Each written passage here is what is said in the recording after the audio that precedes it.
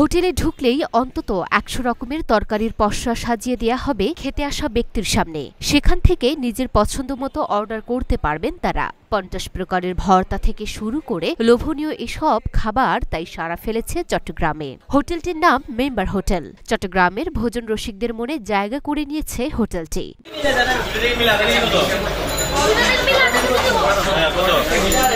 ঘরোয়া পরিবেশের এই হোটেলে সকাল থেকেই গভীর রাত পর্যন্ত ভিড় জমান ভোজন রসিকরা।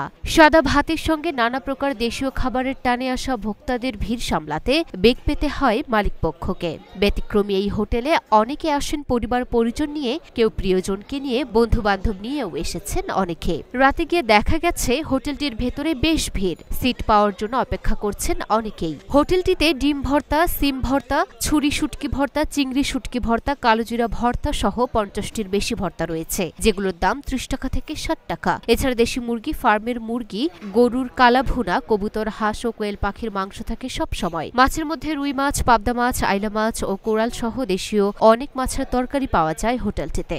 আমাদের আইটেম হলো সকাল ১২টা থেকে শুরু হয়, রাত ২টা পর্যন্ত থাকে।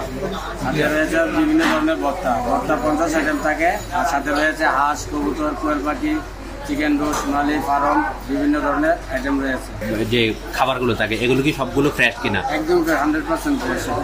দুই বেলা রান্না হয়, বিকালে রান্না হয় একটা, আর সকালে রান্না হয়। মানে বাসি কোনো খাবার থাকে না? বাসি থাকে, কোনো বাসি থাকে। আমাদের জিনিস অল্প অল্প রান্না করা হয়, অল্প অল্প জিনিস শেষ। ২ বেলা রান্না হয়, সকাল 12টা থেকে ১ বেলা রান্না হয়, এটা লাঞ্চের শেষের জায়গা। আবার রাতের জন্য বিকালে রান্না করা হয়, ২ বেলা রান্না করা হয়। খাবার শেষে মিষ্টি জাতীয় খাবারের জন্য খ্যাতি রয়েছে এই হোটেলের। বিশেষ করে দুধের ছানার স্পঞ্জ মিষ্টির কদর বেশি ক্রেতাদের। সুলভ মূল্যে এসব খাবার পাওয়া যায় বলে হোটেলটি সুনাম ছড়িয়ে পড়েছে চট্টগ্রাম ছাড়িয়ে সারা দেশে। দেশের বিভিন্ন এলাকা থেকে অনেকেই এই হোটেলের খাবারের স্বাদ নিতে আসেন। নগরীর খুলশীর ওয়্যারলেস এলাকার এই হোটেল ১৯৬৫ সাল থেকে চালু হয়। সুনামের পাশাপাশি অনেকে আবার খাবারের মান নিয়ে প্রশ্ন তুলেন। হোটেলটিতে বাসি খাবার পরিবেশন করা হয় বলে তাদের অভিযোগ, যদিও মালিকপক্ষ সেটি মানতে নারাজ।